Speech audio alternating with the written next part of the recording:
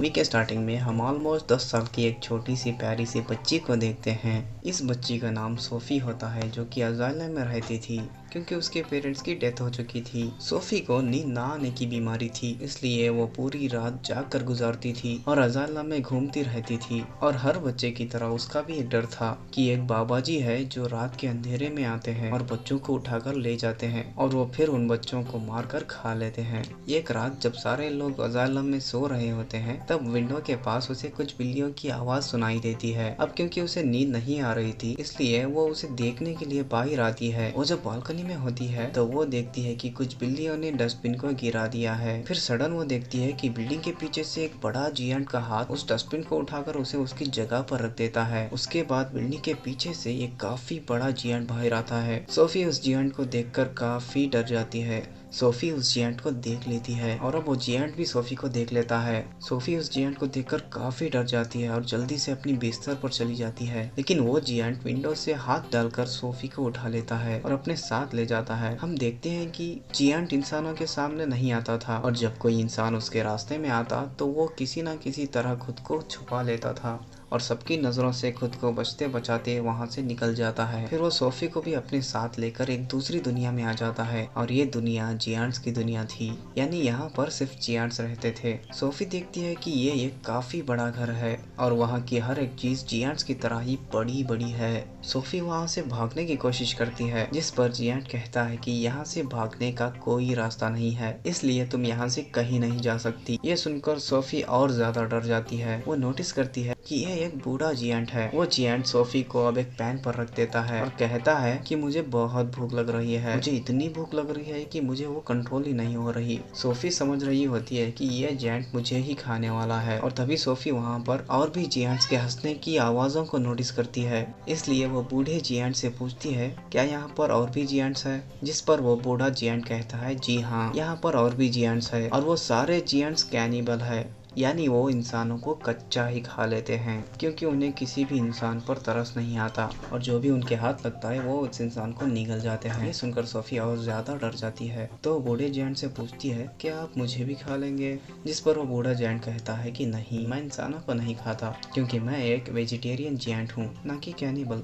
और ये बूढ़ा जैंट सिर्फ वेजिटेबल ही खाता था जो टेस्ट में बिल्कुल भी अच्छी नहीं थी, लेकिन इसके बावजूद भी वो इंसानों को खाना नहीं चाहता और इससे ये बात जाहिर होती है कि वो एक अच्छा और रहमदिल जैंट है। वो उस बूढ़े जैंट से पूछती है कि अगर आप इंसानों को नहीं खाते तो आप मुझे यहाँ पर क्यों लेके आए हैं, क्योंकि तुमने मुझे देख जो लिया था और अगर तुम मेरे बारे में वहाँ पर किसी को बता देती इससे मेरी जान खतरे में पड़ सकती थी, जिससे इंसानों को हमारा पता चल जाता और वो यहाँ पर आ जाते और बाकी जैंट्स को भी मार डालते और यही वजह है कि मुझे तुम्हें यहाँ पर लाना पड़ा और अब तुम अपनी सारी जिंदगी यहाँ पर मेरे साथ गुजारोगी। जिस पर सोफी कहती है कि नहीं, मैं तो यहाँ से भाग जाऊंगी, जिस पर वो बूढ़ा जैंट कहता है कि नहीं, तुम यहाँ से निकलने की गलती भी मत करना क्योंकि बाहर बैठे जैंट्स को तुम पर तरस नहीं आएगा। ये कहकर वो बूढ़ा जैंट सोफी को एक बेड पर रख देता है और उसे कहता है कि तुम थोड़ी देर रेस्ट कर लो, लेकिन सोफी को तो नींद ही नहीं आती थी। फिर वो देखती है कि वो जैंट अपनी बैग से बड़ी बड़ी बोतलें निकाल रहा है। उन बॉटल्स में कुछ चीज थी जो चमक रही थी। फिर वो जैंट से पूछती है कि उन बॉटल्स में क्या है, जिस पर वो बूढ़ा जैंट कहता है कि इसमें ड्रीम्स है, यानी ख्वाब। जिस पर सोफी कहती है अच्छा, फिर तो ये मेरी किसी काम की नहीं क्योंकि मुझे तो नींद ही नहीं आती और जब नींद ही नहीं आती तो ड्रीम्स कहाँ से आएंगे। फिर ये जैंट वो वाली बुक पढ़ने लगता है जो सोफी के पास थी। इस बुक में बहुत सारी कहानियां लिखी हुई थी।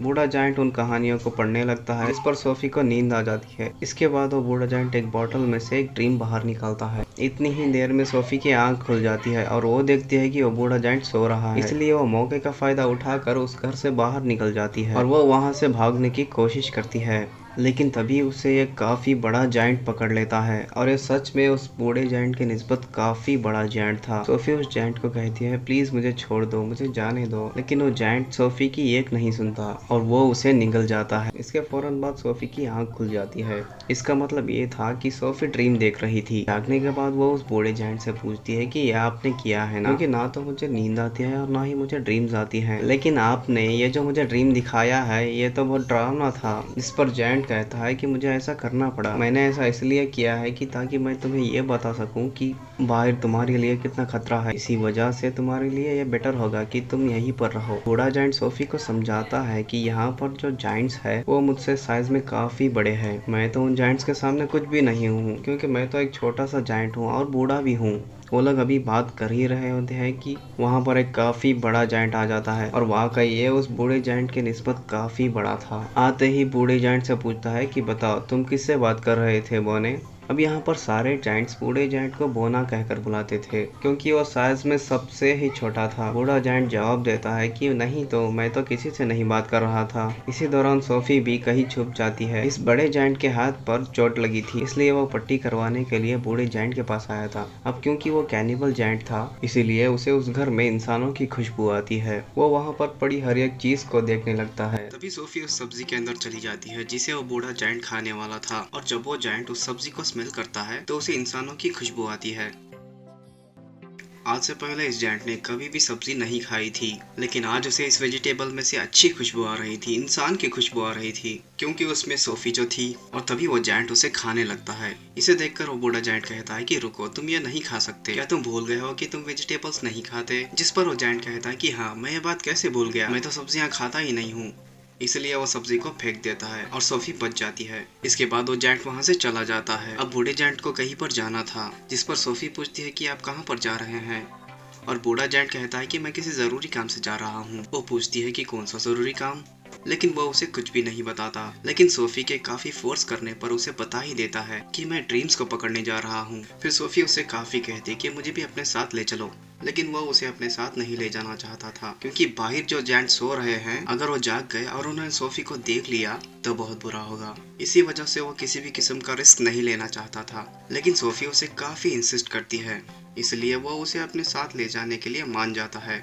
जब वो बाहर आते हैं तो देखते हैं कि वो सारे जायंट्स गहरी नींद में सो रहे हैं, इसलिए ये दोनों उनके बीच से गुजरना चाहते थे। इतनी ही देर में उन सारे जायंट्स की आंख खुल जाती है और वो बूढ़े जायंट को परेशान करने लग जाते हैं कि बोने, तुम कहाँ पर जा रहे हो। जिस पर वो कहता है कि मैं तो अपने काम पर जा रहा हूँ। जिस पर वो जायंट्स कहते हैं कि हम नहीं चाहते कि तुम यहाँ से बाहर निकल जाओ, इंसानों की दुनिया में जाओ, क्योंकि इंसानों को अगर हमारे बारे में पता चल गया तो हम सब की जान खतरे में पड़ जाएगी। वो सारे जायंट्स बूढ़े जायंट को बहुत ज्यादा तंग करते हैं। तभी मौके का फायदा उठाकर सोफी एक गाड़ी में छुप जाती है। लेकिन तभी बूढ़ा जायंट आसमान की तरफ इशारा करते हुए कहता है कि वो देखो। सब देखते हैं कि आसमान पर बादल बने हैं और बारिश होने वाली है। असल में वो सारे जायंट्स को पानी से डर लगता था, क्योंकि उन्हें वाटर फोबिया था। तभी वहाँ पर बारिश होने लगती है और सारे जायंट्स जाकर छुपने लगते हैं। तभी मौका का फायदा उठाकर वो दोनों यानी बूढ़ा जायंट और सोफी वहाँ से चले जाते हैं।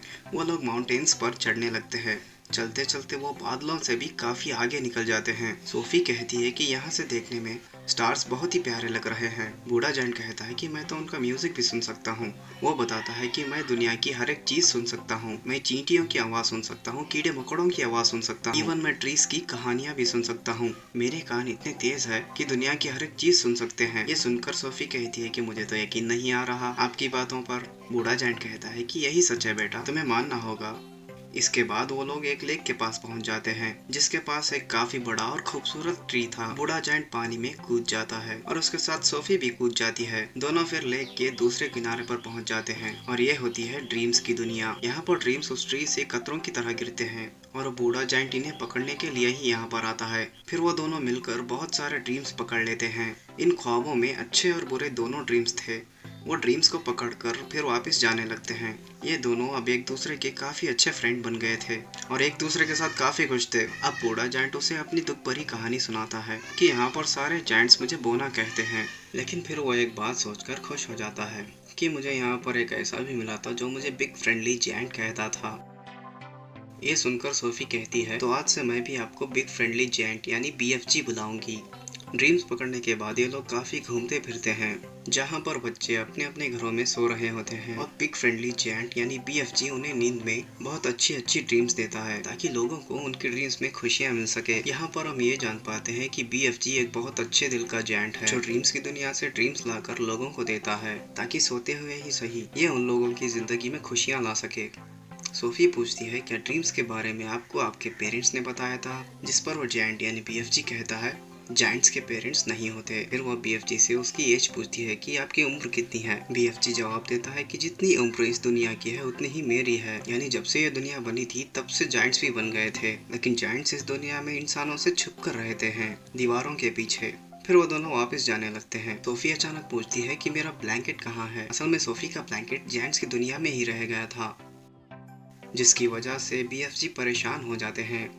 इसीलिए अब वो सोफी को कहते हैं कि मैं तुम्हें अपने साथ नहीं ले जा सकता, क्योंकि अब तक उन सारे लोगों को पता चल गया होगा कि मेरे साथ कोई इंसान है। और यहाँ पर बीएफजी सोफी को एक बात बताता है कि बहुत सालों पहले मुझे एक बच्चा मिला था, और वो भी उतना ही प्यारा और इनोसेंट था जितना कि तुम हो, और तुम्हारी तरह उसने भी मुझे देख लिया था। इसलिए तुम्हारे जैसा ही मैं उसे जायंट्स की दुनिया में ले गया, और उसी बच्चे ने मुझे पढ़ना सिखाया। जो जैकेट तुमने पहन रखी है ये उसी मासूम छोटे से फ्रेंड की है। इससे पहले कि मैं उस बच्चे को उसकी दुनिया में वापस ले आता तो काफी देर हो चुकी थी, और मैं बिल्कुल ही नहीं चाहता कि जो उस बच्चे के साथ हुआ, जो मेरे फ्रेंड के साथ हुआ, वो तुम्हारे साथ हो, क्योंकि तुम भी तो अब मेरी एक दोस्त ही हो ना। इसलिए वो सोफी को वहीं पर छोड़कर जाने का फैसला करता है। हालांकि सोफी उन्हें काफी मना करती है उसे यहाँ पर रोकने पर, और वो उनके साथ चलने की जिद करती है, लेकिन वो जायंट इस बार उसकी बात नहीं मानता। तो बीएफजी उसे अजालम में छोड़कर वहाँ से जाने लगता है। अब क्योंकि सोफी वहाँ पर रुकना नहीं चाहती थी, इसलिए वो बालकनी से कूद जाती है, क्योंकि उसे पता था कि बीएफजी उसे बचा लेंगे। और होता भी ऐसा है, बीएफजी उसे बचा लेता है, और अब इसीलिए ना चाहते हुए भी उसे सोफी की बात माननी पड़ती है। इसलिए वो उसे जायंट्स की दुनिया में दोबारा वापस ले आता है, जहाँ पर बाकी जायंट्स पहले ही उन लोगों के लिए वेट कर रहे थे, क्योंकि सारे जायंट्स जान चुके थे कि बूढ़े जायंट के पास कोई इंसान है, और अब सारे जायंट्स जानना चाहते थे कि वो इंसान कौन है, कहाँ पर है। इसलिए वो ब्लैंकेट की खुशबू की मदद से बीएफजी के घर को छानने लगते हैं, और सारे सामान की तोड़ फोड़ कर देते हैं। लेकिन बीएफजी उस ब्लैंकेट को जला देता है जिसमें सोफी की खुशबू थी। फिर वो सारे जेंट्स को अपने घर से जाने के लिए बोलता है।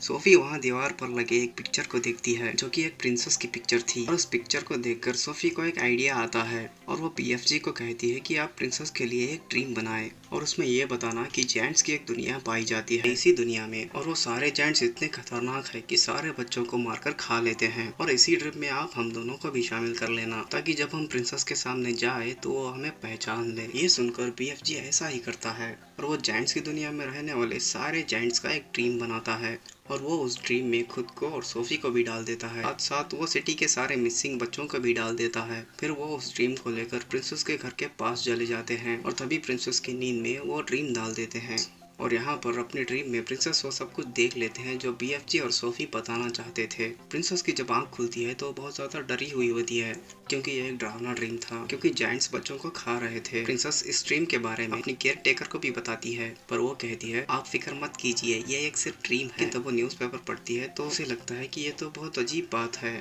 क्योंकि कल रात बहुत सारे बच्चे मिस हो गए थे अपने अपने घरों से, और ऐसा ही हुआ है जैसा आपने ड्रीम देखा है। तभी प्रिंसेस कहती है कि पर्दे हटाओ। पर्दे हटाते ही विंडो पर सोफी खड़ी थी। असल में ये चीज भी उन्होंने ड्रीम में डाल दी थी, और उसमें बीएफजी को भी डाल दिया था। तब सोफी उन्हें बीएफजी के बारे में बताती है, और साथ साथ वो प्रिंसेस से प्रॉमिस भी लेती है कि आप मुझसे एक वादा करें कि आप बीएफजी को कोई हार्म नहीं करेंगे।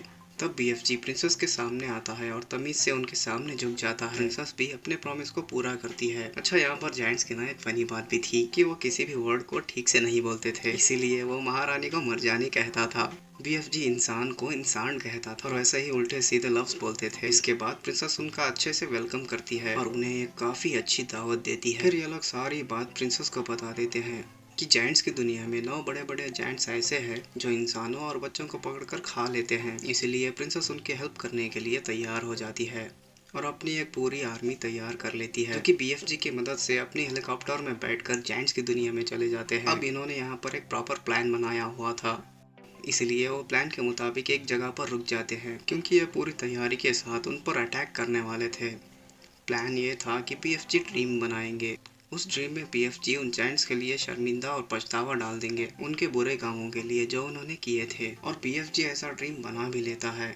और जब बीएफजी उन ड्रीम्स को जायंट्स में डालने के लिए जाता है तो बीएफजी को याद आता है कि ड्रीम्स डालने वाली मशीन तो मैं प्रिंसेस के महल में ही भूल आया, और उस चीज के बगैर ऐसा करना मुश्किल था, क्योंकि उन जायंट्स के पास जाना था। तभी सोफी हिम्मत करके उस ड्रीम वाले बोतल को उन जायंट्स के पास लेकर चली जाती है, लेकिन इससे पहले कि सोफी उस बोतल को तोड़ लेती, उन जायंट्स का लीडर उठ जाता है, और वो जैसे ही सोफी को पकड़ने वाला होता है सोफी उस बॉटल को तोड़ देती है और ये ड्रीम उन जायंट्स में चला जाता है जो भी सो रहे थे। वो जायंट्स जागते हैं तो उन्हें शर्मिंदगी होती है अपने बुरे कामों पर, लेकिन जो लीडर्स का जायंट था वो तो जाग रहा था, उसे कोई शर्मिंदगी महसूस नहीं हो रही थी और इसीलिए वो सोफी पर अटैक कर देता है। तभी बीएफजी उस जायंट के आगे आ जाता है सोफी को बचाने के लिए। अब क्योंकि बीएफजी काफी छोटे थे इसीलिए वो जायंट उन्हें अपने हाथों में पकड़ लेता है, लेकिन जैसे ही वो बीएफजी को मारने लगता है तो प्रिंसेस की पूरी आर्मी हेलीकॉप्टर्स के साथ आ जाती है और वो लोग सारे जायंट्स को पकड़कर अपने साथ ले जाते हैं और उन्हें समंदर के बीच एक आइलैंड पर छोड़ दिया जाता है। अब क्योंकि उनके चारों तरफ पानी था और ये सब पानी से डरते थे